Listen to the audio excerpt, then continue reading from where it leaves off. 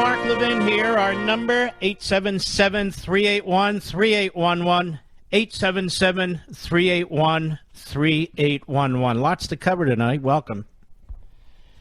My special with President Trump ran at 11 p.m. Eastern Time for obvious reasons. It will run at 8 p.m. next Sunday after Thanksgiving on Thanksgiving weekend at its regular time, 8 p.m. Eastern. There's actually two parts to the interview, and he really is quite fascinating as he goes through his presidency and so forth. And his book is fantastic, just beautiful, and you can get that at 45, the number 45books.com, 45books.com. I don't even think it's on Amazon right now. I don't think any former president has been treated this way, but let's roll on here. Well, you saw the slaughter that took place at the Waukesha parade, or at least you saw part of it in the discussion that followed, and now the suspect has been charged. We have a thoroughly, completely, and grotesquely racist media in this country, as I explained the other week and weeks prior. It is also anti-Semitic. It's also part of the American Marxist movement. It is a reflection of the Democrat Party, and the Democrat Party is a reflection of it. Our friend Daniel Horowitz at The Blaze, he says, last Sunday night it appeared that the Waukesha attack would dominate the news cycle for the upcoming holiday week. After all, it's not every day that a madman plows his car at full speed into a Christmas parade, killing 5 and injuring 40. Yet by the time I woke up this morning to search out information on the alleged attacker, I could barely find any mainstream media articles probing the background of the suspect. Now I know why.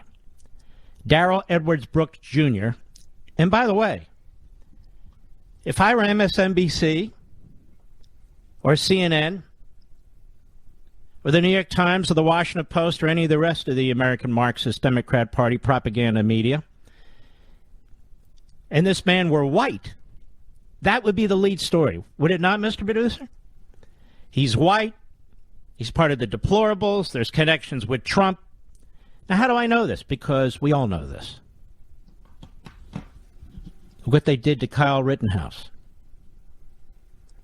White nationalist, militia. They're still attacking him. They're still attacking our jury system. It's unbelievable. But he goes on. Darrell Edward Brooks Jr., 39 of Milwaukee, was arrested Sunday night, and at the time this article published is being held as a person of interest. He's the person of interest. In the attack, where a red Ford Escape can be seen plowing into the Christmas parade, an act that resulted in at least 5 fatalities. Brooks is a rapper who goes by Meth Boy Fly on social media and had just posted on the Kyle Rittenhouse verdict prior to the attack. Well, we don't know if he was motivated by BLM or Antifa-related sentiments. We do know that he is a career criminal who was just released from jail on low bail. Now, this is a pattern. This is a big pattern. The 3 people shot by Rittenhouse were all felons at one point, and 2 of them violent felons. And so there's something terribly wrong with this bail that's taking place, with the failure of prosecutors, with the failure of judges, undermining law enforcement. According to court documents, Brooks was charged in Milwaukee on November 5 for resisting an officer, felony bail jumping, second-degree reckless endangering safety with domestic abuse assessments, and disorderly conduct and battery. It's all on the public record. Brooks was released last Friday, on just $1,000 bail despite a prior rap sheet. Even if one believes that these crimes don't warrant his being held pre-trial on a higher bail threshold, the fact remains that he was charged with multiple crimes while already out on bail for other felonies. And if he had still been in custody, 5 people might not be dead today. In July 2020, Brooks was charged with 2 felony uses of dangerous weapons and a possession of a gun as a felon, which is also a felony. And we're finding throughout the country that gun felons with prior violent records are being released on low bail or no bail. Brooks was released on February 2021 on just $500. Heavy.com obtained his full rap sheet from Wisconsin court records and found charges of battery, gun misuse, strangulation and suffocation, and property destruction dating as far back as 1999. Also, someone with his name and year of birth and with a picture that matches Brooks' description is registered as a Tier 2 sex offender on the sex offender registry in Nevada. There's a video online of Brooks discussing the incident in Nevada where he claims he didn't know the girl was 16 years old. On October 18, 2006, there was a deposition in Washoe County Court against a man with the same name for statutory sexual seduction. In June 2016, he was charged in the same court for failing to obey sex offender laws. His social media posts are replete with anti-police and black nationalist rhetoric. The tragedy is that a man with a history of violence and gun felonies is now accused of killing 5 people with a vehicle. This case demonstrates once again that guns don't kill. Career criminals who get undeterred and unpunished kill. As I noted last week, aside from the culture of leniency that has permeated the justice system in all 50 states, the COVID shutdowns have caused such a backlog in the courts that high-level criminals are being released on low bail indefinitely with no court date in sight.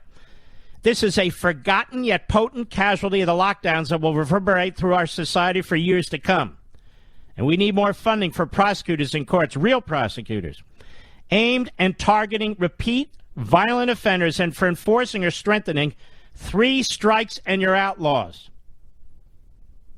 Whether the attack was motivated by anti-white or anti-police animus is yet to be seen. But the clear implication from this case is that there are likely thousands of violent criminals out on streets because of weak sentencing, pretrial bail policies, and backlogs in the court, and I might add, illegal immigration. Any state legislature that fails to deal with this systemic problem during the upcoming 2022 legislative sessions will have blood on their hands for years to come. Unfortunately, there's never a clamor from the public to learn from the lessons of these attacks because they're frequently complete information blackouts from the media when the facts don't fit their narrative. Indeed, the Washoe attack is likely to become the new Las Vegas shooting. And so you see the completely, fundamentally racist media cover certain stories one way and certain stories another way. And it is a disgusting disgrace. Disgusting disgrace. And when we come back, I'll prove my point. I'll be right back. Mark Levin.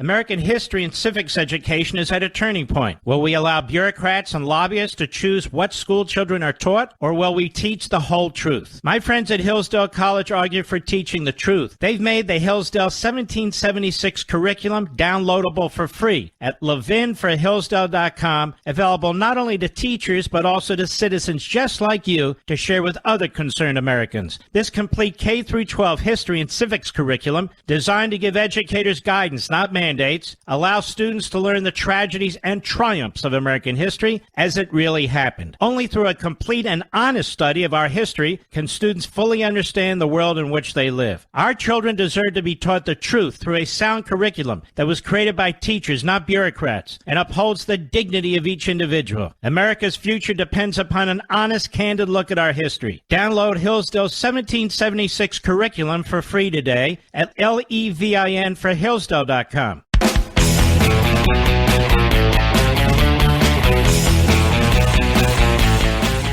You know, I watched a clip of Jalen Rose on the sideline at a basketball game, and he felt compelled to comment on this guy Blake, who was shot by the cops multiple times. First, he said Blake was killed. That was a lie. Blake was not killed. Blake had just abused and is accused of molesting, I believe it was his ex-wife. She called the police. He had multiple situations of domestic abuse. He ran out to the car. He wouldn't give up to the police. They tried to resolve this. They couldn't resolve it. He kept walking around the car. They told him to stop. He wouldn't stop. They tased him. That didn't stop him. So he reaches in the car. He has a knife. And this is the man we're talking about. This is what we're talking about.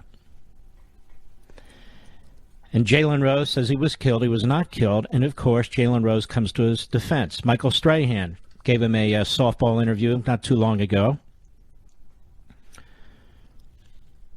His uncle's at the Kyle Rittenhouse trial when the decision's made by the jury, going on and on about what a racist country this is, that the Klan and neo-Nazis bailed him out. I believe it was Blake's uncle, wasn't it, Mr. Producer? Nobody corrected Jalen Rose. I don't know if Jalen Rose has apologized since, but I want you to understand something, folks. Whether it's ESPN, that I believe is still owned by Disney, whether it's MSNBC, which is owned by Comcast, whether it's CNN, which is owned by AT&T, these massive corporations are giving voice, loud voice, to racists, to flat-out racists. And they are lighting the fuse for violence in this country in ways I've never seen in my life. Because the media are not free. They're tyrannical. Now, first of all, just to remind you, about 2 minutes or so of a tremendous speech that was given in 1963 at the feet of Abraham Lincoln, the foot of the Lincoln Memorial, by Martin Luther King. There were about 250,000 people or so there. Go ahead. I have a dream that one day this nation will rise up and live out the true meaning of its creed. We hold these truths to be self-evident, that all men are created equal. I have a dream that one day on the red hills of Georgia, sons of former slaves and the sons of former slave owners will be able to sit down together at the table of brotherhood. I have a dream. My 4 little children will one day live in a nation where they will not be judged by the color of their skin, but by the content of their character. I have a dream.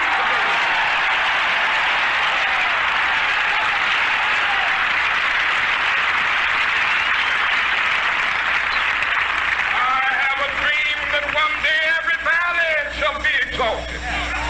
Every hill and mountain shall be made low. The rough places will be made plain, and the crooked places will be made straight. And the glory of the Lord shall be revealed, and all flesh shall see it together.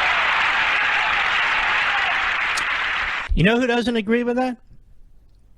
The scholars, the authors, the television hosts, the others who push critical race theory.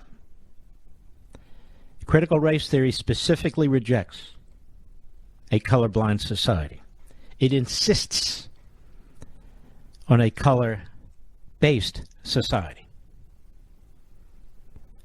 And so Derek Bell, one of the founding fathers of the movement in the 1970s, a Harvard Law School professor, he made it abundantly clear we're not looking for a colorblind society. We're not looking for that at all. Everything associated with this society is poisoned by the white dominant influence in this society. The laws cannot possibly be just. The economic system cannot possibly be just. It is all here to serve the white man. And so that's why, as a Marxist, he believed the society must be overthrown. Started anew, a blank slate, pure Marxism. And you hear this from Tiffany Cross on MSNBC Saturday, who's obviously looking for a weekly gig. She's seeing Joy Reid spreading her racist poison, as before she spread her homophobic poison. And she's seeing Joy Reid get a primetime show on MSNBC, again owned by Comcast, where she spews her hate on a nightly basis. And she wants to climb the ladder over there at MSNBC, too. And so Kyle Rittenhouse is found innocent in a jury trial. Much the way Andrew Coffey was found not guilty on 5 counts, including murder and attempted murder. Who's Andrew Coffey? Andrew Coffey is an African American. He was found not guilty on all counts of murder and attempted first-degree murder on Friday. He was accused of firing at Indian River County Sheriff's deputies during an early morning drug raid at his home back in 2017. His girlfriend, Alteria Woods, was caught in the crossfire, shot 10 times. She died. Coffey was charged with the murder of Woods after a grand jury exonerated 2 law enforcement officers for her death. And before the case went to the jury's hands, Coffey took the stand to defend himself, blaming deputies for his girlfriend's death. The defense said Coffey was asleep and thought the flash bang was gunfire, so he fired his gun because he thought he was under attack. Prosecutors said deputies did announce they were there. Coffey was found guilty on account of possession of a firearm by a convicted felon, which could have a penalty up to 30 years. He was also found not guilty in the murder of Woods. Now, what does all this mean? Well, I'll explain when I return.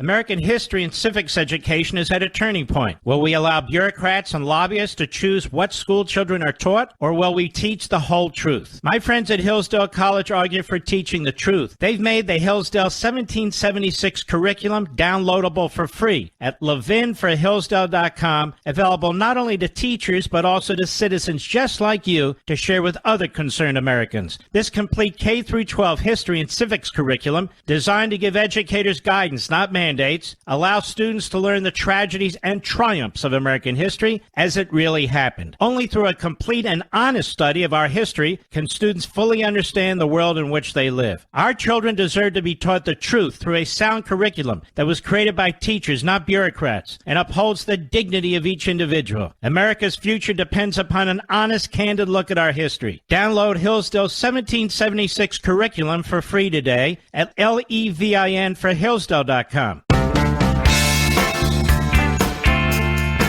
The establishment's worst nightmare. Mark Levin. Call in now. 877-381-3811. 5 dead, 33 wounded in weekend shootings across Chicago. This is CBS 2 Chicago. 5 dead. At least 38 people were shot over the weekend in Chicago, and 5 of the victims have died. Of those shot, at least 7 were under 18 years old. In one incident, 2 teen boys, 15 and 16, were shot while standing on a sidewalk in Fernwood neighborhood. The incident happened in the 10,000 block of South Parnell. At least 6 people have died from gun violence in the city as of Saturday night. In the fatal shooting of the weekend, a man was shot and killed and another was wounded in West Englewood. A 35-year-old man was found inside a residence with a gunshot wound to the hip. A 45-year-old man also found in a parked vehicle outside with gunshot wounds to the chest and head. The 35-year-old was transported by the Chicago Fire Department to Christ Hospital and was initially listed in good condition. Then the 45-year-old was transported to Advocate Christ Medical Center, where he was pronounced dead. In another deadly incident, 22-year-old man was shot in the head Saturday afternoon in North Lawndale, according to authorities. The victim was standing on the corner when an unknown person walked up and shot him in the head. Police also said a 47-year-old man was shot in a drive-by around 2 p.m. Saturday as he stood on a sidewalk. He suffered a gunshot wound to the lower right abdomen. He was taken to Stroger Hospital and was pronounced dead. On Sunday, a 19-year-old man was shot in the head in the 6700 block of South Merrill Avenue in South Shore neighborhood. The victim was pronounced dead at the scene. A 14-year-old boy was killed in a shooting in the city's Roseland neighborhood Sunday. Police said he was near a sidewalk shortly after 5 p.m. when he was struck multiple times. He was pronounced dead on the scene. A 16-year-old boy suffered a gunshot wound to the leg in East Garfield Park Saturday afternoon. He was walking when he heard shots and felt pain. 34-year-old man was shot during a robbery early Saturday morning. The victim was outside when he was shot multiple times by an unidentified male offender who fled the scene. The victim sustained gun wounds to the head and 3 to the arm. A 27-year-old man suffered a gunshot wound to the back of the head in Roseland neighborhood early Saturday morning. The victim was driving southbound on Michigan Avenue when he heard shots, felt pain, crashed into 2 parked cars. He's in critical condition. A man was shot following a verbal altercation early Saturday morning in the Belmont Heights neighborhood. Police said the 41-year-old victim suffered a gunshot wound to his groin following a verbal altercation with the offender. He's in good condition. A 28-year-old man was shot while driving in the Archer Heights neighborhood early Saturday morning. The victim was a passenger in a traveling vehicle when an unknown Hispanic man fired shots from a passing dark-colored Dodge Durango, striking the victim in the face. A 31-year-old man suffered a gunshot wound to the upper body in West Woodland neighborhood on Friday evening, around 7 p.m. He was standing outside when a dark-colored Nissan drove by and an offender fired shots, striking the victim. He's in critical condition. A 25-year-old man was shot in West Pullman neighborhood Friday evening. He was sitting in his residence when 2 unknown males approached the victim's residence and fired shots from the outside, striking him in the leg. A 17-year-old girl was shot while driving Friday evening in Englewood. She was driving a vehicle when she pulled up to a stoplight and a blue-colored sedan pulled up alongside the victim's vehicle. An unknown offender from the sedan fired shots, striking her, wounding her in the upper back. 2 teen boys were shot in the Ferdwood neighborhood Friday evening. Authorities said a 15-year-old, 16-year-old victims were on the sidewalk when they both sustained gunshot wounds on their left legs by an unknown offender. A 58-year-old man was shot and wounded in Englewood Friday evening. Police said around 5:15. Victim suffered shots to the right leg and shoulder. And a 27-year-old man was shot in Calumet Heights early Sunday morning. The man was a passenger in a vehicle when shots were fired and the victim was struck. He's listed in critical condition.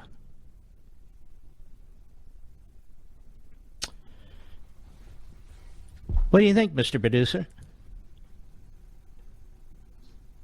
Sounds like Afghanistan. Sounds like Iraq.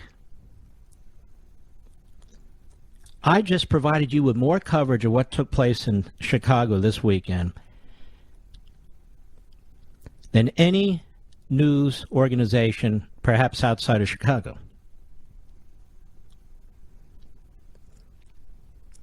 And these other news organizations are talking about white supremacists. They're talking about white justice. See, these phony advocates dressed up as journalists,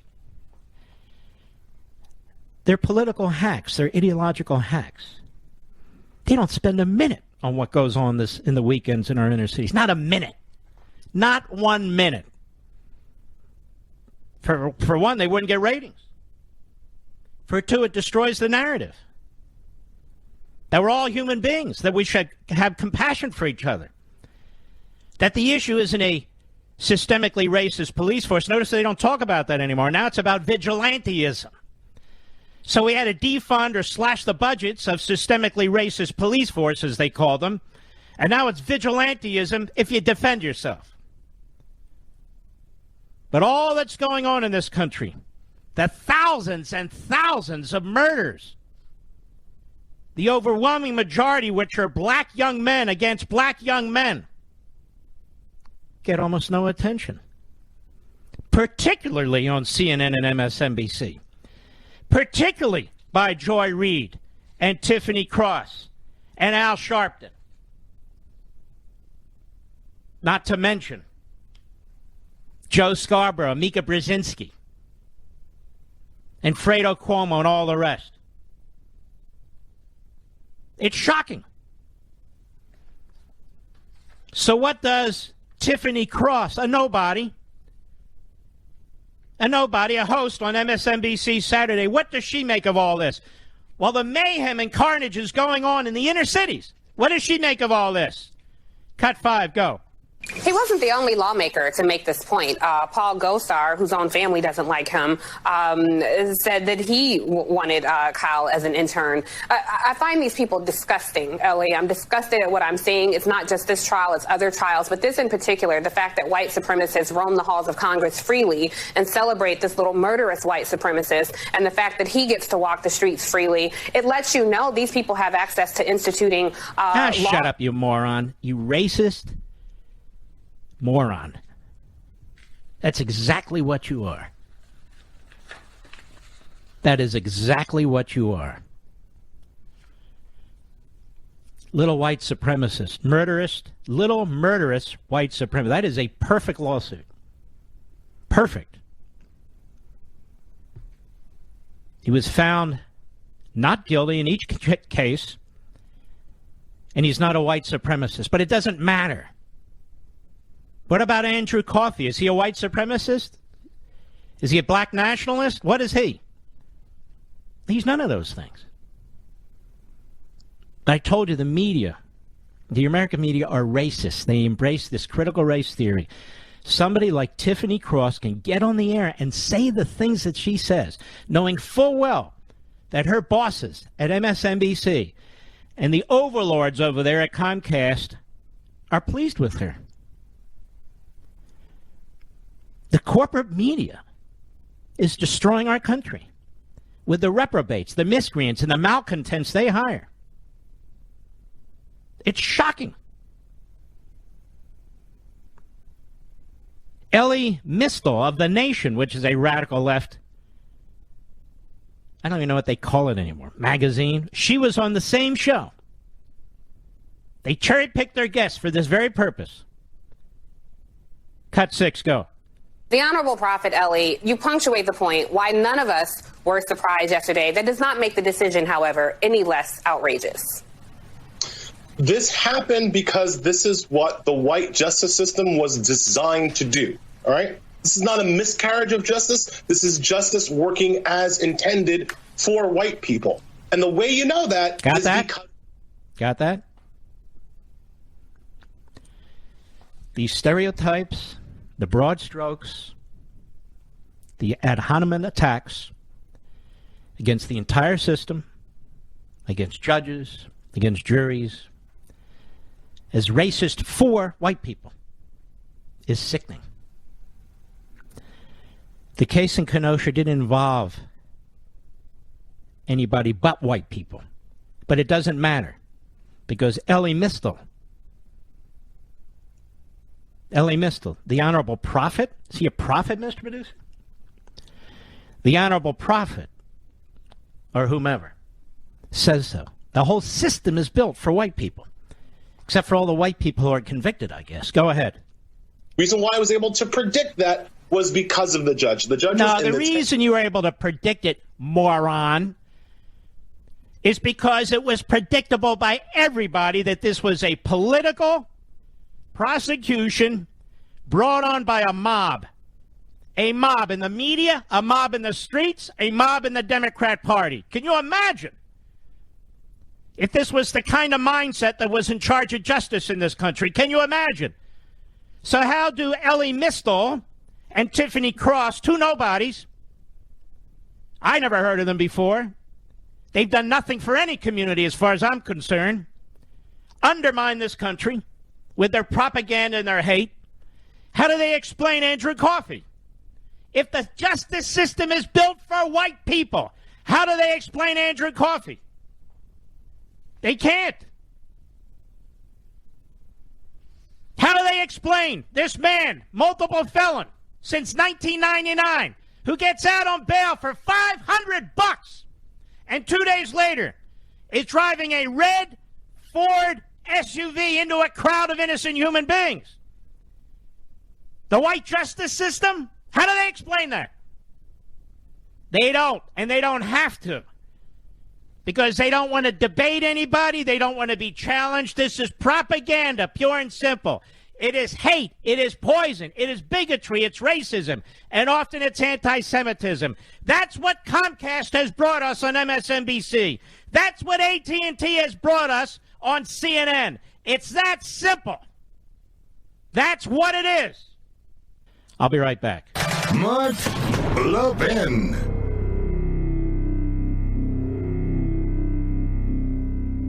American history and civics education is at a turning point. Will we allow bureaucrats and lobbyists to choose what school children are taught, or will we teach the whole truth? My friends at Hillsdale College argue for teaching the truth. They've made the Hillsdale 1776 curriculum downloadable for free at levinforhillsdale.com, available not only to teachers but also to citizens just like you to share with other concerned Americans. This complete K-12 history and civics curriculum, designed to give educators guidance, not mandates, allow students to learn the tragedies and triumphs of American history as it really happened. Only through a complete and honest study of our history can students fully understand the world in which they live. Our children deserve to be taught the truth through a sound curriculum that was created by teachers, not bureaucrats, and upholds the dignity of each individual. America's future depends upon an honest, candid look at our history. Download Hillsdale's 1776 curriculum for free today at levinforhillsdale.com.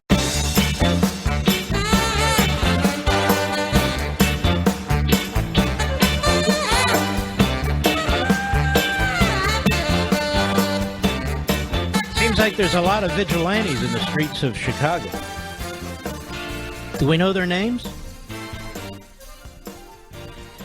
Have big media at MSNBC and NBC, Comcast, a big media at CNN and AT&T, a big media at the New York Slimes and the Washington Combos, Bezos operation, and on and on and on. Have they gone into the city of Chicago or Washington or Baltimore or any major city to track down the perpetrators and their names to inform the American people? Have they? Have they? Is that white justice? What is that? And why don't they do it? And why aren't these hosts on MSNBC concerned about it? They don't even talk about it. Christmas is like what? What's today? 34 days away. That's it. 34 days away. Thanksgiving is 3 days away. Order your copy of American Marxism immediately to get to family members as either a gift or to bring to Thanksgiving to have a good, solid, intelligent discussion. Maybe you'll persuade a few people, ask them to read it. And if you don't have time to send it to yourself and you're already away, well, that's the genius of the internet. You can order the book and have it arrive or greet you at the location you're going to. I want to encourage you to go on Amazon.com or any major retail store as you're out there shopping. And please get your copies of American Marxism. This is a crucially important book. Those who have it, almost 1.2 million people. We have over 21,000 comments on Amazon. 5 stars. You can even hear people on Fox and talk radio basically regurgitating some of what's in the book because they read it. And that's a good thing. That's a positive thing. Is it not? MSNBC, well, let me put it to you this way. CNN is dying altogether. They've now been acquired, and they're the boss of all bosses over there. The head of AT&T is flirting with the idea of changing its format back to a news format. What will all the reprobates, miscreants, and malcontents on CNN do? Well, maybe they'll join the Biden administration or the administration of Chairman Xi over there in China. They have a lot in common. What about MSLSD? MSLSD, it's just a matter of time. When you have pukes on there who spew their hate and racism and their stupidity, it's tough to take. Speaking of which, when we come back, Joy Reid.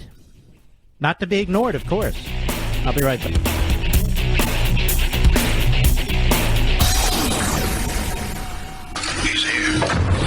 He's here. Now, broadcasting from the underground command post, deep in the bowels of a hidden bunker, somewhere under the brick and steel of a nondescript building, we've once again made contact with our leader, Mark Levin. Hello, America. Mark Levin here. Our number, 877-381-3811. Hello. 877-381-3811. I will be on Hannity tonight. Let's post that, Mr. Producer. 9:25 p.m. Eastern Time. 9:25 p.m. Eastern Time. I will be on Hannity tonight. I hope you'll all be able to watch. I mean, what? What? Now, I've made the assessment that Tiffany Cross, who's she? Good question. She's a bigot, in my view. Ellie Mistel from The Nation, the white justice system, this is what it was designed to do. I've made the suggestion that Tiffany Cross is trying to outdo Joy Reid because she wants a primetime gig on MSNBC too, and we all know how you get it. I mean, look at Joe Scarborough. He's been whoring himself for years now. May I say that with all due respect? I think I will, and without due respect. This guy will do anything for a buck. Look at him. He's not on TV because of his looks. He's not on TV because of his smarts. Then why is he on TV? Because he fits the mold, you know, like Nicole Wallace. Oh, former Republic. They have all these never-Trumper Republics on MSLSD. But Joy Reid, she's never been a sort of Scarborough type. She's been a bigot for a long time. You remember all that stuff about her social media and how she was attacking homosexuals and other things she would do? Just pretty nasty stuff. And that's why Comcast thought she should have a primetime slot. And that's why they charge you confiscatory rates for your cable. So Joy Reid is on MSLSD Friday. And go. I mean, this is what we expected to happen. Now, you expected it to happen because it should have happened. It's amazing how they turn a case involving 4 white men into a racial issue. Is it not, ladies and gentlemen? And yet the slaughter in the inner cities, and I looked at these statistics, it's overwhelmingly black young men killing black young men. Almost no attention. And of course, it's not racist. It's crazy. And if you dare to talk about this stuff, you know, people have to worry about their careers being destroyed. Go ahead. I mean, this is what we expected to happen, because I think we have to keep in mind when we're watching the criminal justice system at work that it was designed to do exactly what it did today. Gun laws helped to enhance the design to allow this verdict to happen today. What does that incoherence even mean? So the police are systemically racist. Their budget should be eliminated or at least slashed. You should be left to the devices of murderers, rapists, burglars, whatever it is. You, your wife, or your girlfriend, your kids. We see where this has gotten us so far with just a little taste of Joy Reid justice. Murder through the roof, rape through the roof, businesses being forced out of neighborhoods that need the businesses there, including pharmaceutical retail stores. These people live in wealthy areas. I don't know where Joy Reid lives. but I know where she doesn't live. I'm certain of it. And so they live the life of the top 0.1% in the country, but they're down for the revolution. As long as they don't have to be in the revolution, as long as they don't have to live in the revolution, as long as they don't have to experience the consequences of the revolution, everything's fine. Makeup on, hair done, clothes paid for by the network, cameras on, spew your hate, your racism, your bigotry, your anti-Semitism, and overall your anti-Americanism. Then you're all done. How'd I do? How was I? Was I good? Oh, you were just great, Joy. Just terrific. Thank you. Where's my car? I want to go home. Oh, okay. Where's the driver? Oh, okay. Go ahead. Built on the idea that white men had a particular kind of freedom and a particular kind of citizenship that only they have. Well, if that's true, then why was Kyle Rittenhouse charged? Why was he charged? He was charged by white prosecutors. He wouldn't have been charged at all. First of all, he shouldn't have been charged at all, but he wouldn't have been charged at all. So what is she talking about? The country is built on the idea that white men had a particular kind of freedom and a particular kind of citizenship that only they have. See, part of the problem for Joy Reid and these American Marxists on the radical left is this. They embrace felons. Now, look, if you've been a felon and you've come out and you've changed your life, I'm all for you.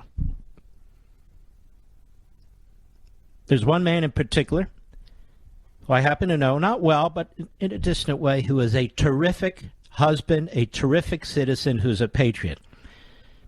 People can and do change their lives, but I'm not talking about that. Rosenbaum didn't change his life. Huber didn't change his life. Gross, whatever his ass is, he didn't change his life. This guy the other day that drove through the playing band, the marching bands, and the cheerleaders and everything, he didn't change his life. These are all felons who committed felony after felony after felony, and they keep committing felony if they could. Dangerous, dangerous men.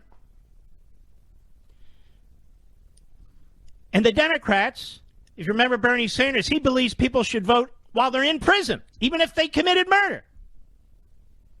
Because they believe most of those folks are going to vote Democrats. The reason the border's open. And if you don't want them to vote, obviously you're a white supremacist. You believe in suppressing the vote. Joy Reid believes in suppressing the truth. She's a hater. And worse. And she and her friend, what is it, Toby, Tiffany, and others and so forth, it is they, in my view, who have blood on their hands. It is people like that will never allow this country to come together, ever. And it's because big corporations and these corporatists, these CEOs and COOs and CFOs and these board members, they want this. They want the ratings increased if they can get them. But if not, they figure they're covering their asses. They're protecting themselves because we don't spend enough time going into their damn shareholder meetings raising hell, whereas the other side does. They do. And they trash mouth and they smear and they slander and they libel. We pretty much scratch our heads and complain to each other. Go ahead. You know, from the slave catchers on, the right to inflict violence in the name of protecting property. That's like the foundational. You're such a jackass. How about the right to inflict violence in the name of protecting your turf, as many gangs do? Is that okay? Is that what the founders intended? Is that what the founders created? You see, it's never anybody's fault. Here, Kyle Rittenhouse went through a full-fledged trial where the state tried to imprison him, where they cut corners on his constitutional rights, where they cut corners on the judge's orders, Where they cut corners on the provision of evidence, where they cut corners on the cross-examination of witnesses. Now, MSNBC won't talk about that. CNN won't talk about that.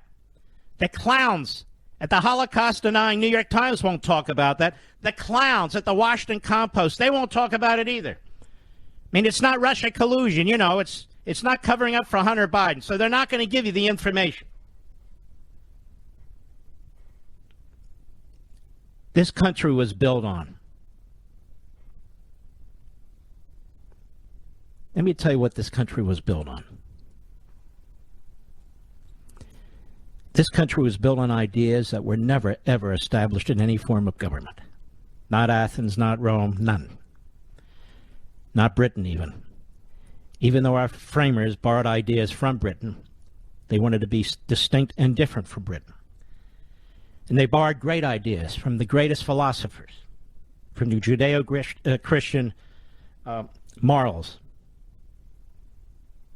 A lot of ideas, because they were starting this country anew. And they struggled with this issue of slavery.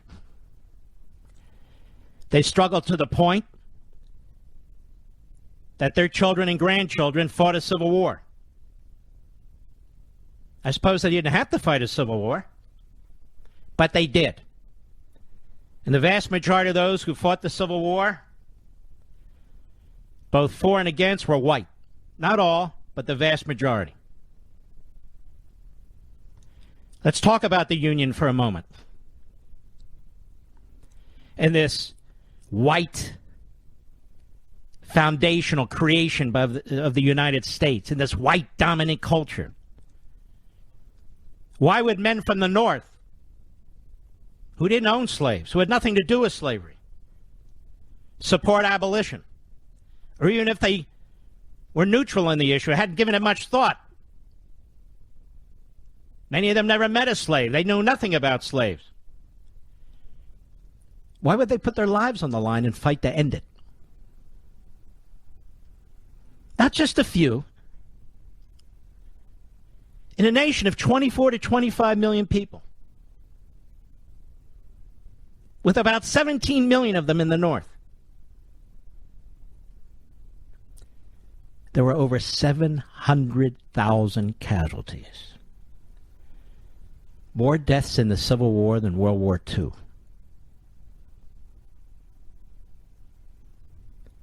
That is shocking. One horrendous battle after another.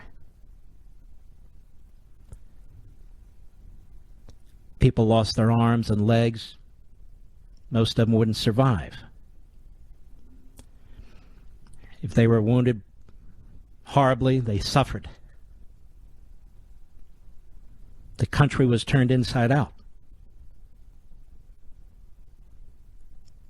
Why don't they ever talk about the people in the Union who fought to abolish slavery, put their lives on the line? In some cases, families lost all their children. How come that's never discussed? How come the New York Times doesn't put out a study guide on who these people are? We have people in this country now who are second or third generation. Their families weren't even here during the Civil War. Their families weren't even here during slavery. Some of them are in Congress, some of them are on TV, trashing our country.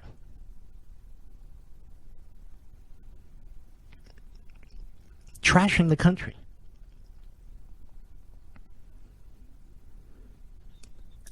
Really unbelievable how unhinged. Because they're pushing this Marxist agenda. If you don't support the agenda of centralized government, redistribution of wealth, where these people are in control, re-engineering society, deciding whether you should have property rights. Notice she attacks property. Well, people who work believe in property, whether it's their own money, their bank accounts, their pensions, their health care plans, whether it's their own home or whatever it is. Yes, they believe in property because they earned it. They work with it with their own two hands and their own brain tissue.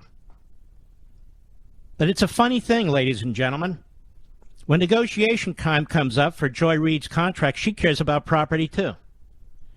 and she wants a lot of it. All these people want property. They want property in tenure. They want property when they give speeches, money. They want to get paid when they show up on TV. They believe in property, too. It's just that they don't believe you should have decisions about your property, that they should make decisions about your property. That's true, you know.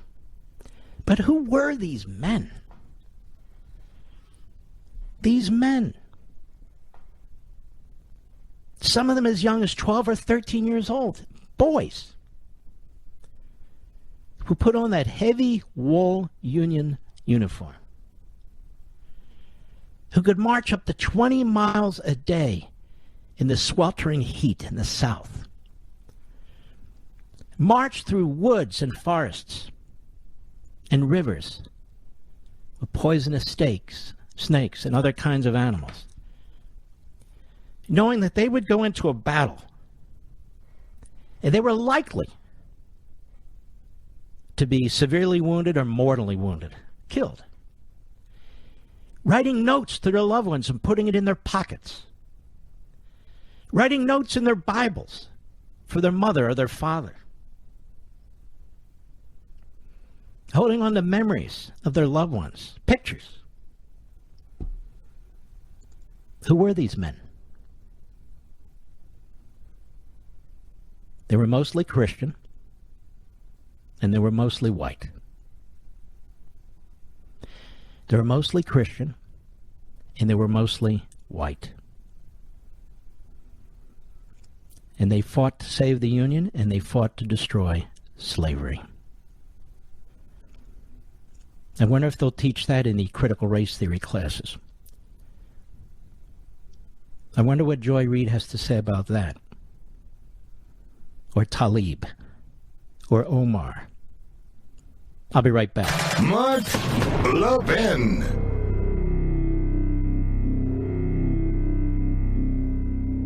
Over 2,000 of you, my listeners, made the switch from overpriced wireless carriers to Pure Talk over the past few months. We want the rest of you to join us and to see what we're talking about. If you're with AT&T and Verizon or T-Mobile, your family could save over $800 a year just by switching to Pure Talk. You get great coverage, you can keep your phone and your number, and you'll save a fortune. Pure Talk is the top-rated wireless company by Consumer Affairs, with the absolute best consumer service team based right here in America. Does that sound good?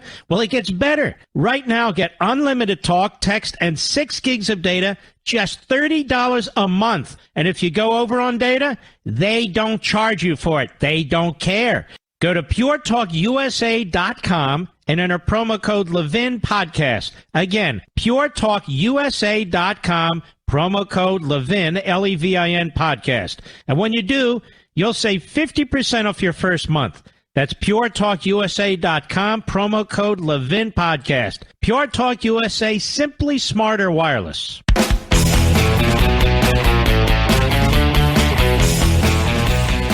All right, don't forget, I'll be on Hannity 9:25 p.m. Eastern Time tonight. Obviously, the last time this week. As you know, my 8 p.m. show was preempted last night, understandably. My interview for a full hour with President Trump ran at 11 p.m. I suspect many of you didn't see it. It was the first interview of the president in some time, exclusive. I went to Mar-a-Lago, and he did it in a different room. It's a beautiful ballroom. It's a beautiful place. That place was deteriorating. He's put a small fortune, a big fortune, into the place, built it. It gets no respect for all the things he's actually built and made and created. And so, unlike Biden has been a leech his entire life. So anyway, that will run this Sunday at 8 p.m. You know, you'll have your Thanksgiving weekend and so forth. I hope you'll check it out. If you can't watch it live, you can always DVR it. You can DVR it before you go to your Thanksgiving location. But the president and I went on for some time, so we're actually making 2 shows out of this. So a significant part of the following Sunday show will also be the interview with the president. Now, the president does interviews with others. I got it. A whole conga line of people, at my colleagues and brothers and sisters at Fox. But not this kind of interview. In fact, after the people watched it when I was doing it right in the room, they said, holy mackerel, because he's relaxed and he's giving a lot of information, and I let him speak. So don't forget to check it out. I'll be right back.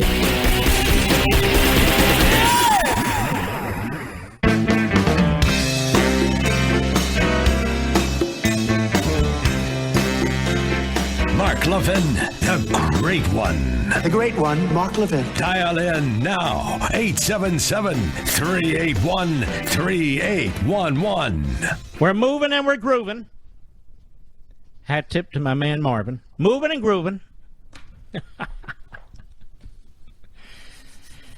Nobody knows what I'm talking about, but it really doesn't matter. Derek Johnson. Does anybody know who Derek Johnson is? Well, the Derek Johnson I know used to play first base many, many, many years ago for the Philadelphia Phillies. He's since gone. In 1 year, he had the home run record. I think he only hit 32 or 34 homers, but he was my favorite player. You know why? He was like a tough blue-collar baseball player. In the pinch, he always seemed to perform. Nothing flashy about him. I think he'd like to have a drink or two from time to time. Like to chew his tobacco from time to time. Very, very good with the fans. Derek Johnson. But I'm not talking about that Derek Johnson. I'm talking about the president of the NAACP, Derek Johnson. And he was on Face the Nation discussing the Rittenhouse case. Now that's fascinating to me. He's on Face the Nation discussing the Rittenhouse case. And they keep making this a racial case. Well, there were 3 white men, all felons, who were shot. 1 white teenager, a white judge, white prosecutors, and white defense counsel. So, Mr. Producer, what was racist here? Got me. But Derek Johnson went on the Deface the Nation program. That's why do you watch these shows? I never watch them. Mr. Producer has to get the clips. I won't watch this crap. Life's too short. Life is too short. I'd rather take a CLE course in law in order to retain my license. And trust me, that's like watching paint dry. And actually less exciting. My wife loves these courses. I can't stand them. Anyway, where was I? Derek Johnson, NAACP president on Deface the Nation. Cut 9, go. It's hard for African Americans to reconcile what we witnessed in that trial. Now, this is what always amazes me. So he speaks for all African Americans. I could ask people to call this program. We have millions listening at any given time, all across the country. And I found out all across the world. I'll tell you about that in a moment. And ask them if, first, do they know who Derek Johnson is? Many will say no. And secondly, I ask them, well, does he represent you? Many of them will say no. But he claims to. So let's start from the top. Go ahead.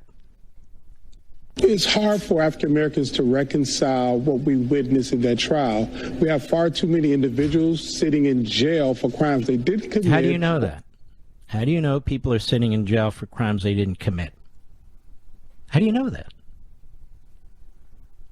I'm quite serious. He has no idea.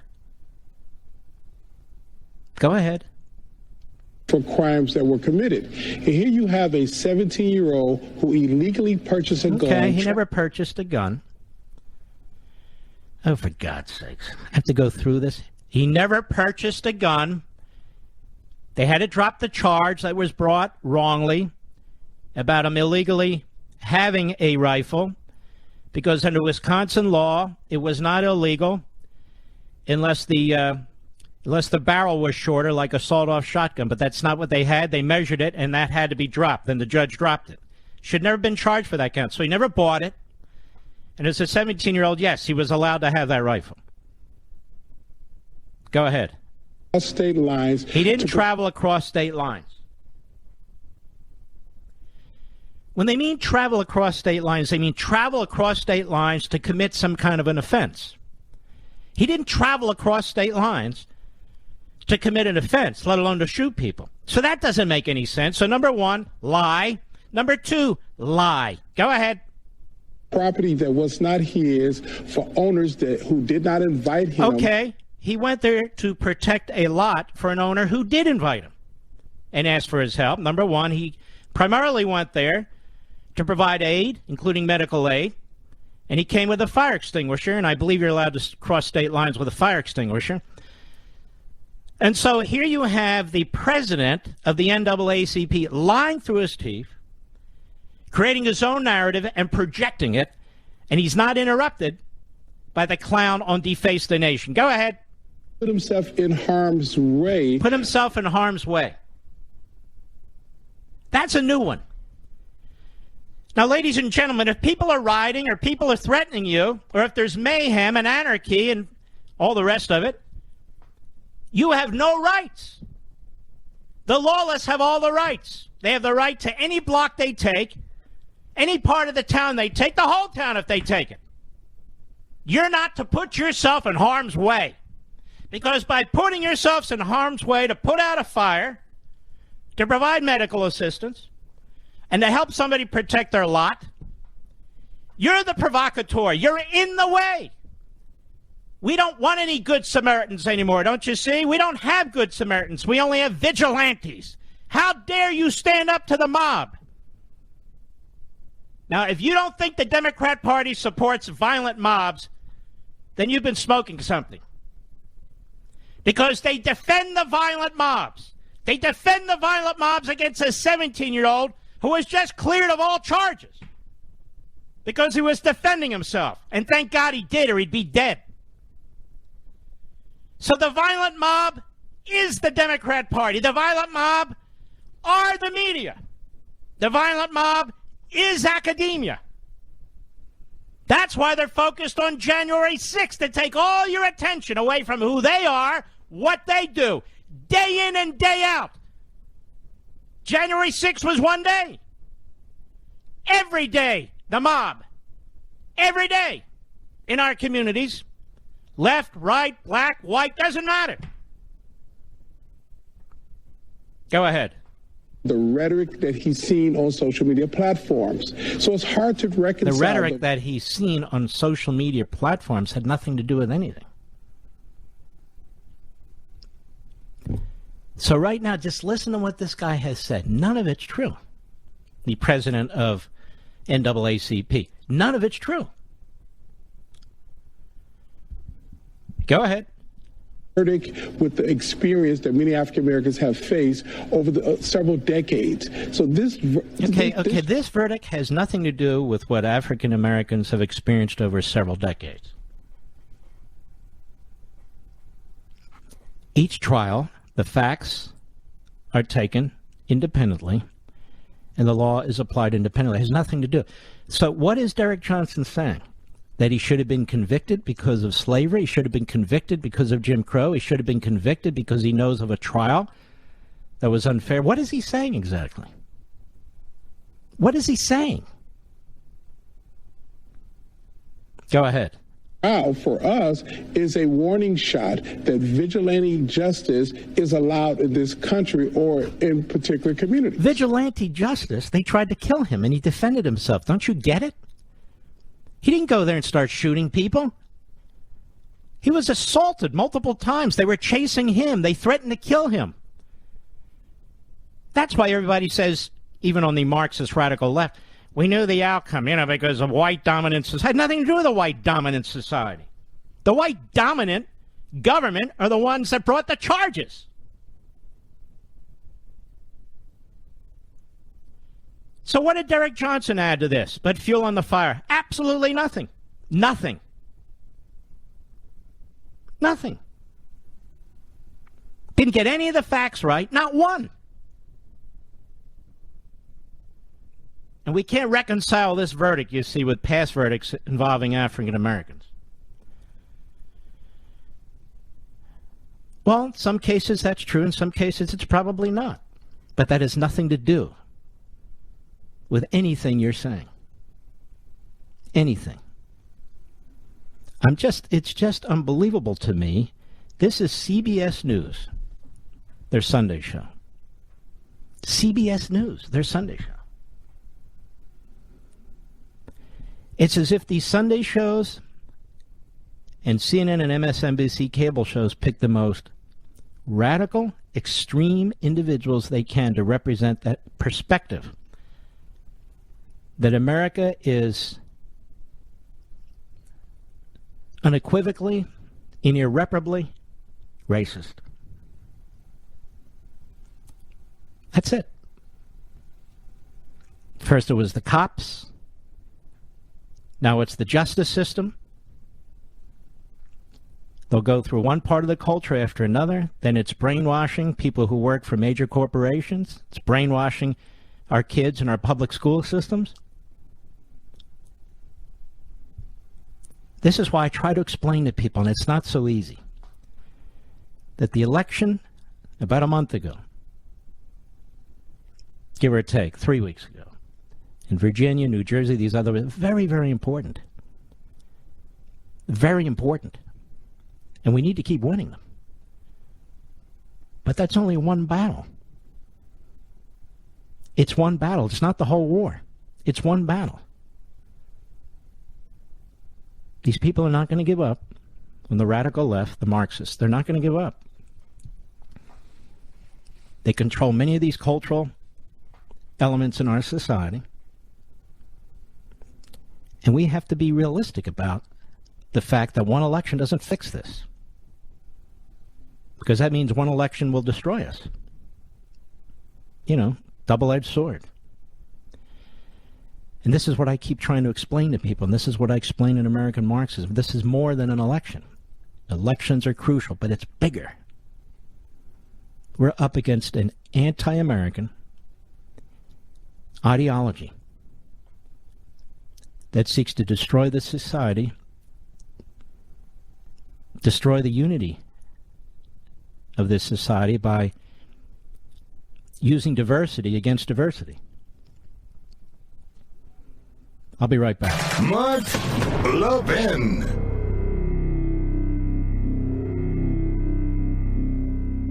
Over 2,000 of you, my listeners, made the switch from overpriced wireless carriers to Pure Talk over the past few months. We want the rest of you to join us and to see what we're talking about. If you're with AT&T and Verizon or T-Mobile, your family could save over $800 a year just by switching to Pure Talk. You get great coverage, you can keep your phone and your number, and you'll save a fortune. Pure Talk is the top-rated wireless company by Consumer Affairs, with the absolute best consumer service team based right here in America. Does that sound good? Well, it gets better. Right now, get unlimited talk, text, and 6 gigs of data, just $30 a month. And if you go over on data, they don't charge you for it. They don't care. Go to puretalkusa.com and enter promo code Levin Podcast. Again, puretalkusa.com, promo code Levin, Levin Podcast. And when you do, you'll save 50% off your first month. That's puretalkusa.com, promo code Levin Podcast. Pure Talk USA, simply smarter wireless.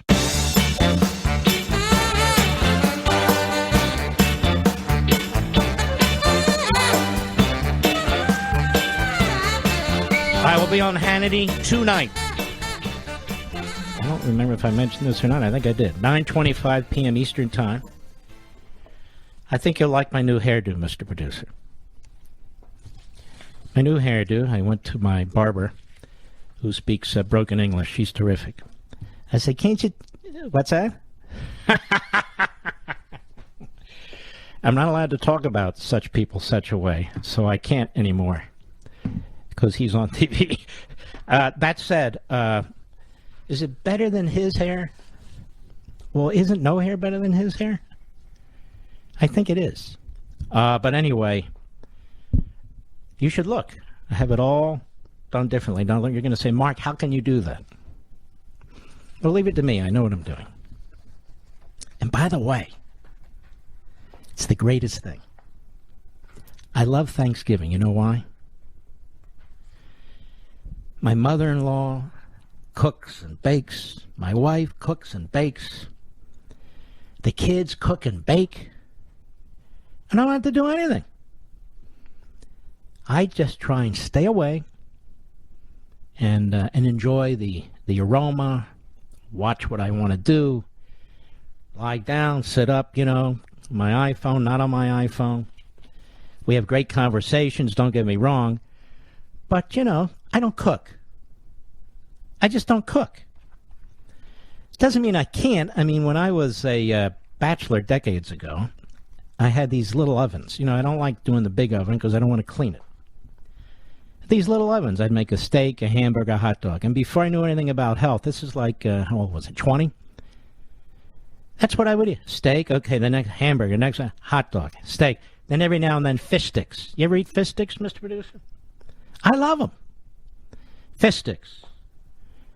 Easy. You can zap some corn maybe or some green stuff. I'm not big on it. But I'm changing my eating habits to some extent now.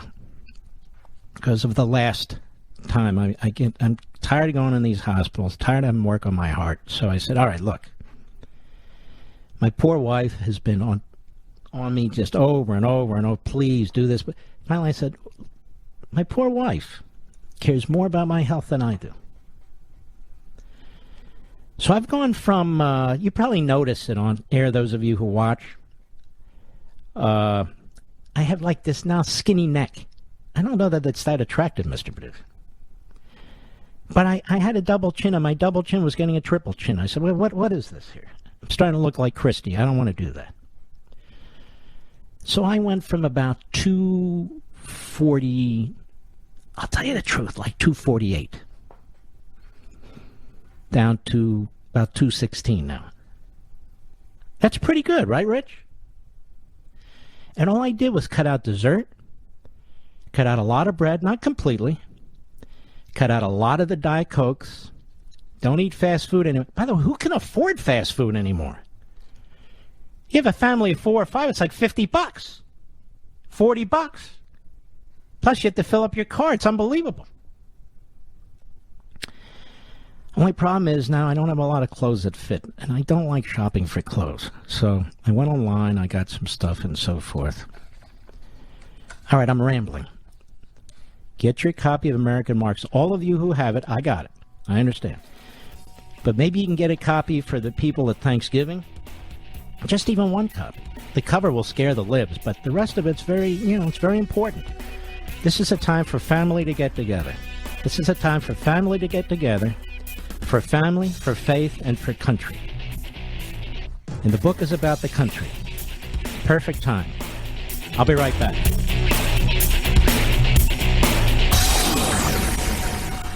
Ladies and gentlemen, this final hour of the podcast is sponsored exclusively by AMAC, the Association of Mature American Citizens. Now over 2 million conservative members strong, AMAC believes in and stands up for the values that we care about: faith, family, and freedom. Thank you for listening, and please support AMAC. And you can become a member at amac.us/join.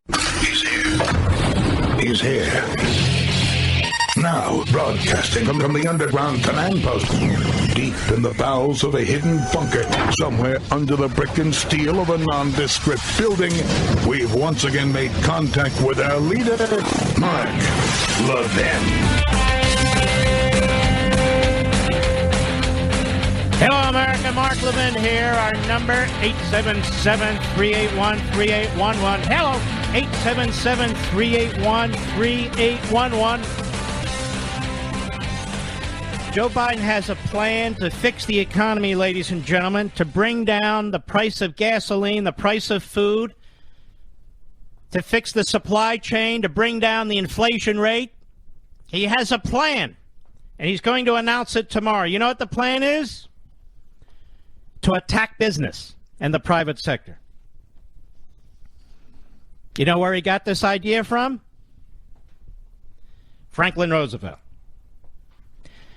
No matter what Franklin Roosevelt did, you see, the economy would get worse and worse. The unemployment rate would go up and up. He was effectively nationalizing industries through the back door by compelling them to do things they didn't think were so smart. He had a brain trust around him that basically set up trusts and wanted to manage them and tell them how to conduct their activities.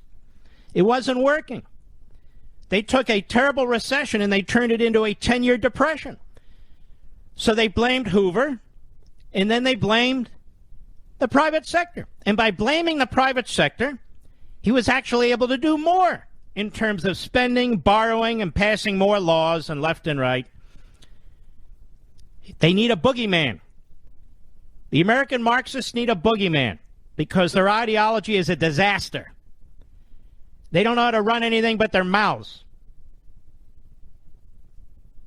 Joe Biden planning to blame business for inflation and higher prices, Breitbart writes. He's going to blame them for rising prices and higher inflation this week as his poll numbers continue to plunge. The president has scheduled a speech on the economy and, quote, lowering prices for the American people, unquote, at the White House tomorrow before he leaves for his Thanksgiving vacation in Nantucket, Massachusetts. Why is he going to Nantucket? Shouldn't he go to Martha's Vineyard with all the other kooks? There's got to be a Kennedy there somewhere. There's like 4 billion of them. But ladies and gentlemen, he's going to blame business for rising prices and higher inflation. He's going to use the worst kind of propaganda and demagoguery. Now, he doesn't use it on the communist Chinese and Xi. He doesn't use it on the fascist Russians and Putin. He doesn't use it on the Islamo-Nazis in Tehran. Now, he uses it on Americans, whether it's Republican state legislators. That's Jim Crow. That's Jim Crow, I tell you. What, honey? Oh, my pants are down. Anyway, so the guy that created this situation with inflation, gasoline prices, food prices, he's going to blame the very entities that are saying, stop the regulations, stop the prohibition, stop the taxes. The very businesses that were providing plentiful fuel at a very low price, that were providing plentiful food at a very low price, plentiful everything. The shelves were full, even during the height of the pandemic. This guy comes in, the one-man wrecking ball, and he's going to blame them, the very people who say, let us drill and produce more natural gas and oil. Let us frack. No, you can't do that. Well, the prices are going to go up. The supply is going to go down. We're going to have to rely on OPEC. We're going to have to rely even on our enemies. And then he blames those companies. Those companies. Farmers and ranchers, their prices are going up. The price of fuel is going way, way up. The price to transport the food, to package the food and so forth, going way, way up. He's going to blame them. He's going to blame the monopolies and the big cartels and all the rest of them, you know. They're behind the whole damn thing. The biggest monopoly and the biggest cartel in this country is led by Joe Biden. It's called the federal government. They go on, it's unclear how far Biden will go to put the blame for record inflation on American companies, but it's part of an emerging trend. Let me explain. He's got all kinds of radicals, extremists, Marxists, and totalitarians all over that White House, and especially in the speechwriter's office. They're going to go full-bore Marxist. Biden already blamed meat processors for higher prices on meat and raised concerns about oil companies for rising costs of gasoline. He's accused companies of failing to move goods off of shipping docks quickly enough, blaming them for the supply chain problems. If the private sector doesn't step up, we're going to call them out and ask them to act, he said. Oh, wow. But inflation continues to rise at record levels. In October, it pushed prices of consumer goods up the most in 31 years. The president has tried to team up with large retailers to reassure Americans there will not be shortages of goods during Christmas and Thanksgiving. But the White House remains unprepared for handling rising inflation on Biden's watch. Yeah, because they caused it. And they want to push a bill that's going to put another couple of $1 trillion right up front into the economic system. It's not paid for. Even the hapless, feckless Congressional Budget Office says it's not paid for. 62% of American voters, including 41% of Democrats, blame Biden for rising inflation, according to a poll in October. And the White House continues to struggle with messaging. Well, here was their message. It's transitory, their word. Don't worry, it's transitory.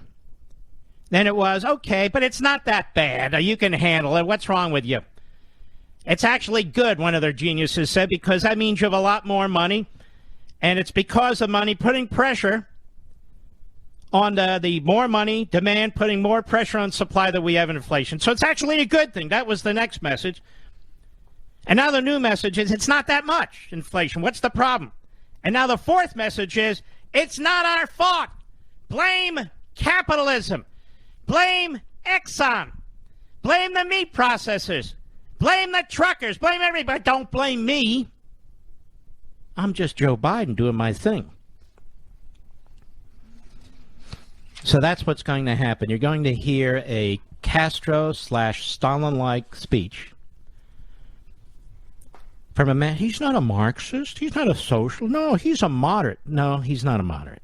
First of all, he's a chameleon, but he's clearly embraced these American Marxist movements. It's his signature on these executive orders. It's his White House and staff that went after parents with the Department of Justice and the FBI at school board meetings. It's his decision to keep the border wide open. It's his plan to spend trillions more, to centralize the economy, to create a massive welfare state, and to have the border open. But he's a moderate, ladies and gentlemen. He's a centrist, this Joe. But no, he's not. He's a radical. When he's had a chance as president of the United States, he's a radical. From Afghanistan, I mean, look at this. Where is that? Times of Israel. I'll bet nobody told you this, and nobody will if I don't tell you. This is the Times of Israel via the New York Times.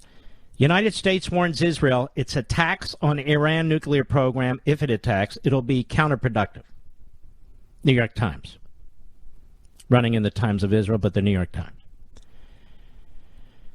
Now, Iran hears that. What do you think they're doing? Okay, we can do whatever the hell we want to. And they are doing whatever the hell they want to. I told you before this election that our enemies are rooting for Joe Biden, just as our enemies actually rooted for Hillary Clinton.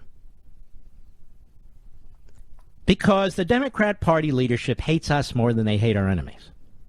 They want real diplomacy. They're cowards and sellouts to our enemies. Real diplomacy.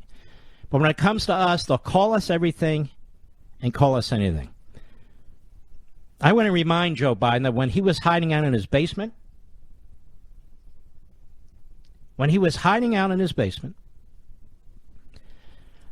eating pistachio nuts, and by the way, apparently he's very messy, drops the shells on the floor. Anyway, and loosening his false teeth. When he was hiding out in the basement, everybody else was working or trying to work. American industry is not ripping off anybody. The federal government is ripping you off. It's the federal government that wants to give $450,000 to illegal aliens. It's the federal government that wants to redistribute wealth from people who produce wealth to people who don't. It's the federal government that wants to hire 87,000 new auditors to unleash them on we the people. And another $80 billion for the Internal Revenue. And $600 that moves in and out of your account can trigger an audit. It's the federal government that wants to do these things. Still, most of us don't work for the federal government, even though that employment level is growing. It's growing. It's the federal government that can't manage the border and won't manage the border and secure the border. It's the federal government that's running up the debt, printing trillions of dollars like never before, causing inflation. It's not Walmart. It's not Macy's. Corporations don't even have that kind of power. They're nothing compared to the size and power of the federal government. The federal government is the biggest landlord, the biggest tenant. It's the biggest pension provider. It's the biggest medical provider. It's the biggest loan giver. It's the biggest purchaser. I mean, the federal government is the biggest everything it wants to be. So when you go over after Exxon is nothing compared to the federal government. Walmart is nothing compared to the federal government. Plus, what's the federal government done for you lately? Driven up your prices. You can't even go to a fast food restaurant and get anything under $5 anymore. How do I know? I went and looked at their menu because I don't eat there anymore. I looked at the menu. I said, how the hell does a family of 4 or 5 even go through a fast food drive-thru anymore? I'll be right back. Mark Levin.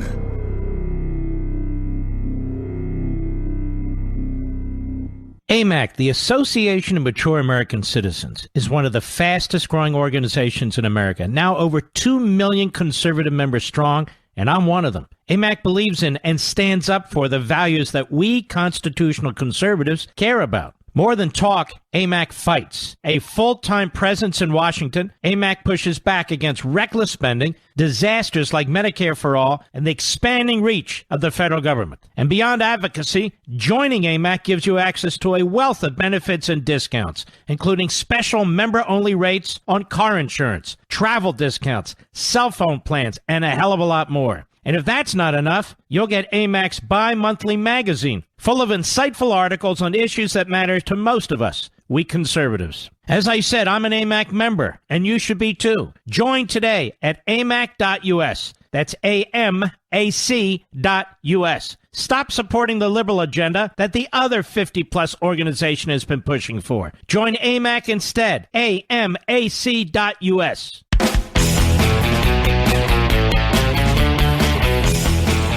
You know, ladies and gentlemen,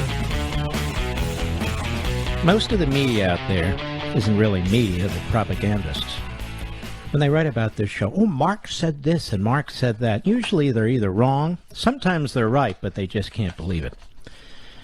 But we like to talk about smart stuff, too. We like to talk about smart stuff often with smart people.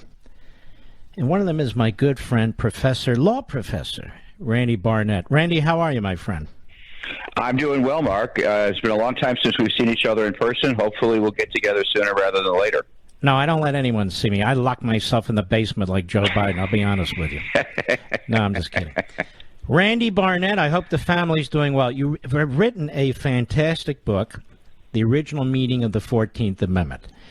And there's really very few shows that you can talk about this, but this is something that really fascinates me and the audience. The original meaning of the 14th Amendment. Tell us, in a thumbnail sketch, what's in the 14th Amendment and what did the drafters intend? Right. Well, after the Civil War, the Republicans in Congress prohibited slavery in the 13th Amendment, and they had every reason to believe that once slavery was abolished, then the freedmen and their Republican allies in the South would be able to go about their business.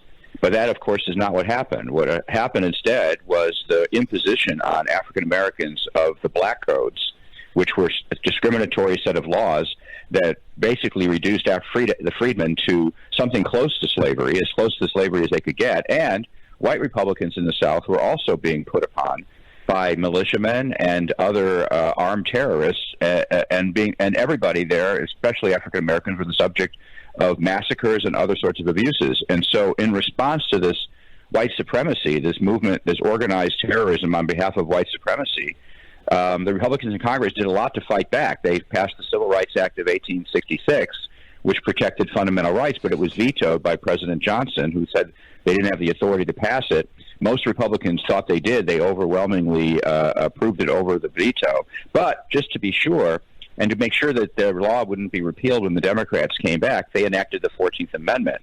So the 14th Amendment goes beyond the 13th Amendment to protect the fundamental rights of each and every one of us as citizens of the United States from being abused by our government.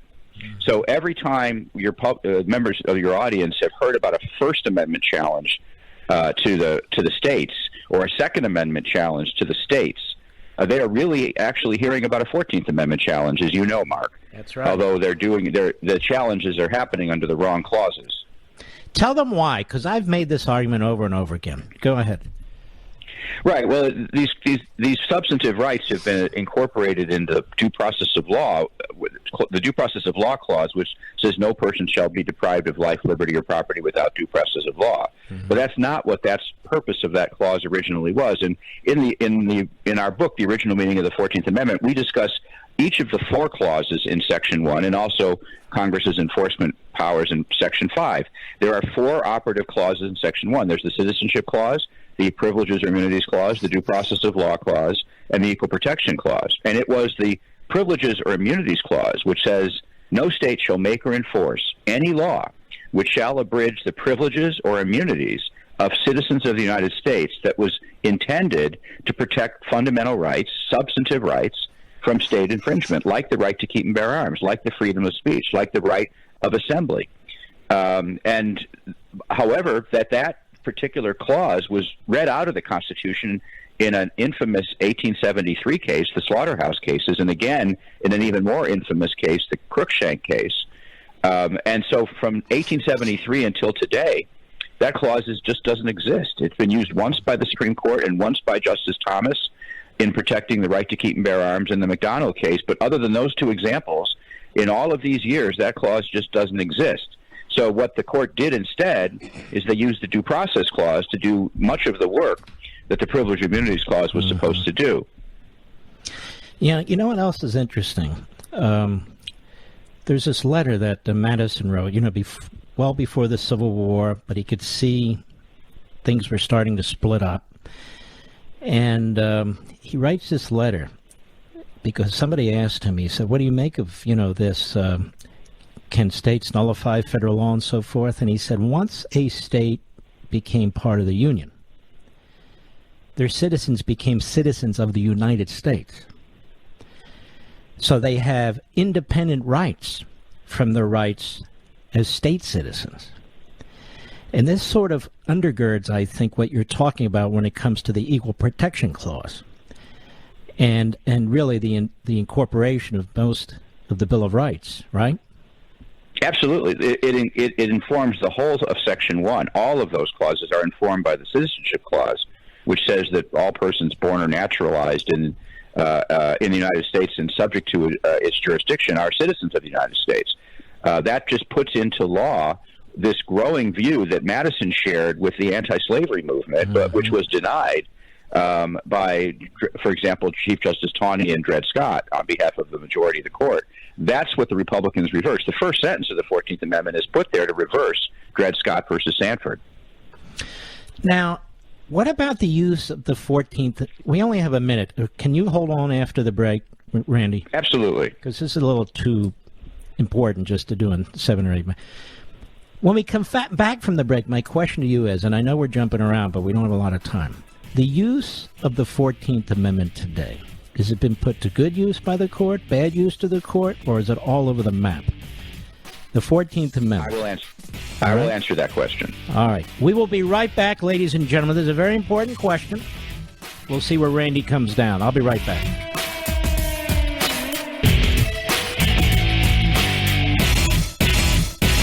AMAC, the Association of Mature American Citizens, is one of the fastest growing organizations in America. Now over 2 million conservative members strong, and I'm one of them. AMAC believes in and stands up for the values that we constitutional conservatives care about. More than talk, AMAC fights. A full-time presence in Washington, AMAC pushes back against reckless spending, disasters like Medicare for All, and the expanding reach of the federal government. And beyond advocacy, joining AMAC gives you access to a wealth of benefits and discounts, including special member-only rates on car insurance, travel discounts, cell phone plans, and a hell of a lot more. And if that's not enough, you'll get AMAC's bi-monthly magazine, full of insightful articles on issues that matter to most of us, we conservatives. As I said, I'm an AMAC member, and you should be too. Join today at amac.us. That's AMAC.us. Stop supporting the liberal agenda that the other 50-plus organization has been pushing for. Join AMAC instead. AMAC.us.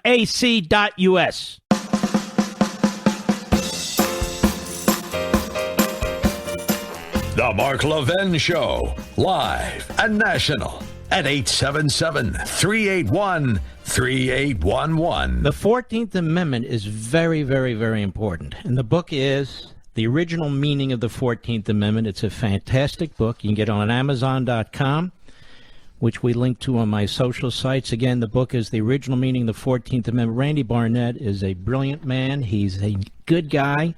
And he writes in a way that is persuasive and understandable, even though he's a professor at Georgetown Law. But before we get back to Randy. So Randy Barnett, your outstanding book, The Original Meaning of the 14th Amendment. What has happened to the 14th Amendment? Anything? Well, the court has used it for good purposes. Eventually, they got around to enforcing most all the rights that are in the first 10 amendments we call the Bill of Rights against the states. Most recently they did the excessive fines clause, but it wasn't until 2010 that the right to keep and bear arms was applied to the states via the 14th Amendment. So that's all good. The problem is that they've limited themselves to rights that are in the text of the amendment of the first 10 amendments. So, for example, during this whole COVID thing, if a COVID regulation restricted the free exercise of religion, then the courts would step in. But if it just restricted your right to pursue an occupation, the right to earn a living, which I would think is every bit as fundamental as the free exercise of religion, the right to they eat. wouldn't step in. Yeah. The right to eat, the right to work. These are not considered to be protected rights as privileges or immunities of citizens as they should be, as they were at the time the 14th Amendment was enacted. The right to pursue a lawful occupation was considered a fundamental right, as is the right to raise your own children. If you limit the protection of rights simply to the ones that happen to be listed in the first 8 amendments, you don't include a right to pursue an occupation to support yourself. You don't include the right to raise your own children as you see fit. Mm-hmm. These are fundamental rights that have long been enjoyed by citizens of the United States and which the courts should protect against unreasonable regulation. It doesn't mean that legislatures can't reasonably regulate in all of these areas, including the First Amendment and the Second Amendment. But it does mean that when they do that, courts need to look at it skeptically, which they did during COVID with respect to free exercise, but they did not with respect to every other aspect of how the COVID regulations have affected our lives.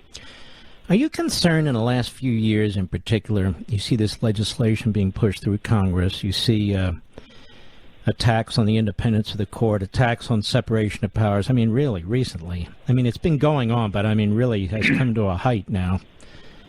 Are you concerned about this? I'm very concerned. I testified in front of the President's Commission on the Supreme Court against court packing, and we see attacks on the Supreme Court. Now we're seeing attacks on the jury system to delegitimate the jury system. And efforts to undermine the right to vote. Every aspect of our rule of law that is there to protect us from abusive governmental power is being systematically undermined. And conservatives, unfortunately, conservative justices have only been somewhat half-hearted in protecting these liberties, in part because they have not understood the true original meaning of the 14th Amendment. This book is a book as much for conservative judges to read as it is for the American people to read, so that they will get on board and actually give the 14th Amendment the effect that the Republicans who passed it and enacted it wanted it to have. Well, you should have your publisher send it to the six, at least the 6 justices on the court, maybe all of them. I will be sending it to all 9. I think even tomorrow is when I plan to do that. Good. It says this is hot off the presses. This is a great book, The Original Meaning of the 14th Amendment. I am deeply concerned. I think with this constant threat of packing the court, it is a cloud that hangs over the court, and these guys and gals have to look over their shoulder wondering what Congress is capable of. And let me ask you this, Randy Barnett. Is Congress capable of being tyrannical? Absolutely. In fact, that's what the separation of powers and even the separation within Congress was meant to try to avoid. That's the reason why Congress gets divided into 2 separate houses to start to fight its being tyrannical. Mm-hmm. The tyranny of the majority is what Madison referred to it as. Are we sensing some of that today? Well, it's so we've got tyranny of the majority. We've got tyranny of the minority. I think we have tyranny everywhere. If you ask me. Yeah, it's somebody should write a book about tyranny, Mark. Well, let me say this: your books are really good because I think they bridge sort of the scholars who should read it and people in my audience. They can read it so everybody can understand it. How many books have you written now? I think this is my 12th. 12 books. Tell everybody how much work's involved. Well, this was a lot of work. I have a co-author, Evan Bernick, who did a lot of the work, but it took us 3 years to write this book. This is the most comprehensive treatment of the original meaning of the 14th Amendment that's ever been published. The closest that the only other book that comes to mind is Raoul Berger's Government by Judiciary, which was published in 1977, also by Harvard Press. And a great book. Ours is I think it was wrong, though, and I think our book is an answer to Berger's book. Yeah. And our book is an answer to Berger's book. I think that's one reason why Harvard Press decided to publish it. Now, that's interesting. Who would you consider like an accolade of Berger's today? Some professor or something? Well, Robert Bork was. Yeah, but I'm talking about somebody you could debate today. They're out there. I'd have to think about who would be the best person. There are people. Look, we discuss other originalist views of the 14th Amendment. Ours is not the only one. We have a whole chapter on competing views. So you're not going to just hear our view. You're going to hear other people's views as well. So there are people we do debate, even in the book. We're not hiding the ball. But then you get to decide what you think, who you think is right. That's what I love about you, and actually most people who aren't radical leftists, because they want conformity. We'd like conformity, but conformity by persuasion, right? Yeah, and the fact that you're an originalist doesn't guarantee you're going to reach the same result. No. It just means you're aiming at the same objective, understanding the original meaning. You may disagree about what the conclusion is, but you're trying to identify the same thing. And that's why you might have a Scalia and Thomas disagreeing on a decision. Absolutely. But with respect to the 14th Amendment, Justice Thomas is kind of a hero when it comes to the 14th Amendment. He would revive the Privileges or Immunities Clause and wrote his fifth vote in McDonald was based solely on the Privileges or Immunities Clause, which applied the right to keep and bear arms to the states. He really is, isn't he, a fantastic justice who goes back and looks at these things and is really not persuaded by the media mob or current events or so forth. He's really trying to figure out the answer to these things, isn't he? He's fearless, he's principled, and he doesn't care. He just doesn't care what the media mob says about him, and he doesn't pay any attention to him. And neither do you, which is what makes you an outstanding scholar and professor. And I want folks for you to grab a copy of this book, The Original Meaning of the 14th Amendment. You can go to Amazon.com directly. It is a fantastic book. And you can hear Randy's very, very good at what he does. This is what he does. And by the way, you were a prosecutor in Chicago, right? For how many years? I was. 4 years. I was a felony court prosecutor in 26 in California. So the Rittenhouse case seemed to me to be a no-brainer. That doesn't mean you go through angst and all the rest of it, but it was very bizarre that they brought this case, I thought. It was a political prosecution of this kid. It was a clear case of self-defense. We know that from the evidence. Derek Chauvin was convicted on the basis of video. Rittenhouse was acquitted on the basis of video. If we hadn't had video, that guy would be doing life because of the political nature of the situation there in Kenosha and the prosecutor's office there. If we didn't have these young independent journalists who go into these communities, into the danger that's taking place with their iPhones and their other devices and so forth, we really wouldn't know, would we, Randy? No. It's really remarkable. They saved this kid's whole life because they memorialized what happened. I'm embarrassed to have been a prosecutor, seeing how the prosecutors behaved in this case. But this is not the first time. We had the Duke Lacrosse case where the prosecutors acted abysmally. It's not the first time prosecutors have acted badly. Yeah, but it seems to be getting worse with all those Soros prosecutors. The Soros prosecutors are a problem, Mark. They are a problem. But the people have to elect them. People have to start focusing on the elections of their county prosecutors again and realize, like school boards, this is something that average people need to pay a closer attention to than they ever have before.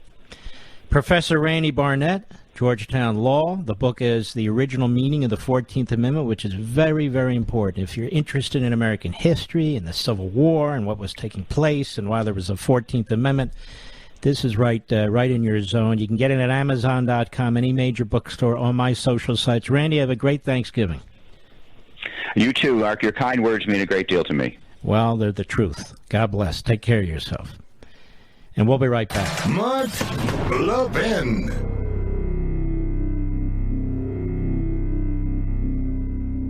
AMAC, the Association of Mature American Citizens, is one of the fastest-growing organizations in America, now over 2 million conservative members strong, and I'm one of them. AMAC believes in and stands up for the values that we constitutional conservatives care about. More than talk, AMAC fights. A full-time presence in Washington, AMAC pushes back against reckless spending, disasters like Medicare for All, and the expanding reach of the federal government. And beyond advocacy, joining AMAC gives you access to a wealth of benefits and discounts, including special member-only rates on car insurance, travel discounts, cell phone plans, and a hell of a lot more. And if that's not enough, you'll get AMAC's bi-monthly magazine, full of insightful articles on issues that matter to most of us, we conservatives. As I said, I'm an AMAC member, and you should be too. Join today at amac.us. That's AMAC.us.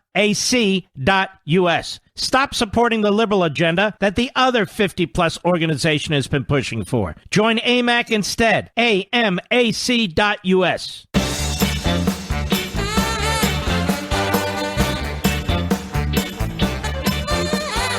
People are saying to me, Mark, what did you do to your hair? It's a joke. I don't have hair. I didn't do anything. Hello. Everybody home? I think so. You know, the Democrat Party campaigns for the felon vote. And you remember Bernie Sanders? Bernie Sanders, he made the case that we're not even talking about former felons. Bernie Sanders said that people who are still in prison should be able to vote. Whether they're murderers, rapists, whether they're on death row or not, they should be able to. That's what he said. So it should come as no surprise to you that here you have Kyle Rittenhouse. He was the only of the four white people who hadn't committed a crime. The others were longtime felons with long rap sheets. And who did the Democrats defend? Their voters, of course. 3 of their voters. That's who they're defending. And that's why they always come down on the side of the felon. They know that Kyle Rittenhouse wasn't going to vote for a Democrat. I mean, he actually had a rifle. He was actually assisting the community. They call that vigilantism. Vigilantes? Those are good Samaritans. I'm just thinking how these Democrats think. It's really nuts. And just to remind you, I will be on Hannity in a half hour. 9:25 p.m. And you won't see me on TV for a while till my own show on Sunday.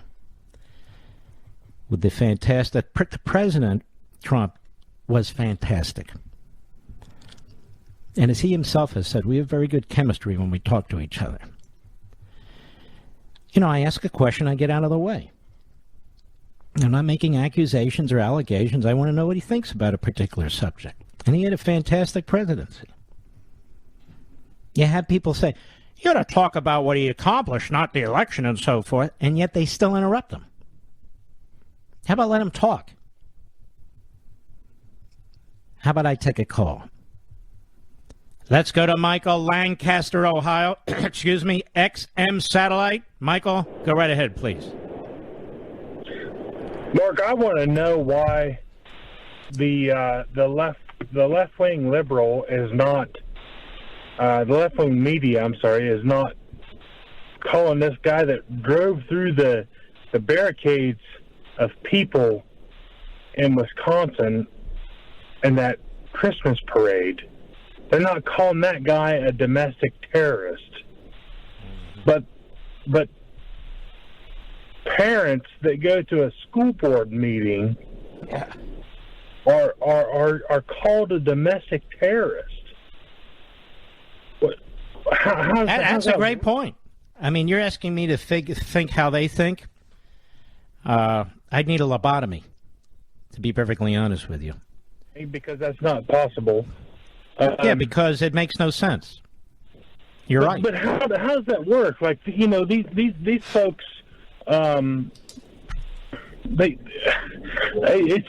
it's really hard for me as a parent to understand how these things happen the way that they happen. You know. I agree 100%. All right, Michael, good call. I appreciate it. Yeah, it's very frustrating. Oh, our friend Laudell, Richardson, Texas, on the Mark Levin app. Laudell, how are you?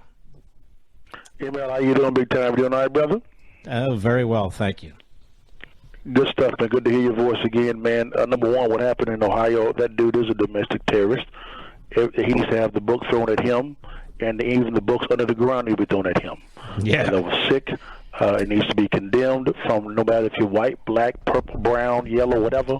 He needs to be condemned 1,000%. Let me ask you something, on Laudell. I'm just listening to what you said. When did it come to the point where everybody can't condemn a mass killer? It's amazing to me. Or when did it come to the point where we can't all defend somebody who's defending themselves against people who want to kill them? It's amazing what's going on. It is amazing, Mark, but this shows that people have fallen in love with their own opinion and not the truth. Mm-hmm. The truth is very clear. The intent was clear. You're driving through a parade and you're boring over people. That is a terrorist, domestic terrorist. The book needs to be thrown at him 1,000%. If you don't think that's proper, you need to check your pulse because you probably ain't breathing. Laudell, God bless you, my friend. Good call as always. Folks, you're terrific. You really are terrific. Keep hope alive. You certainly do for me. We salute our armed forces, police officers, firefighters, and emergency personnel, and all of you. Thank you and God bless you, and I'll see you in 30 minutes on Hannity on Fox. Be well.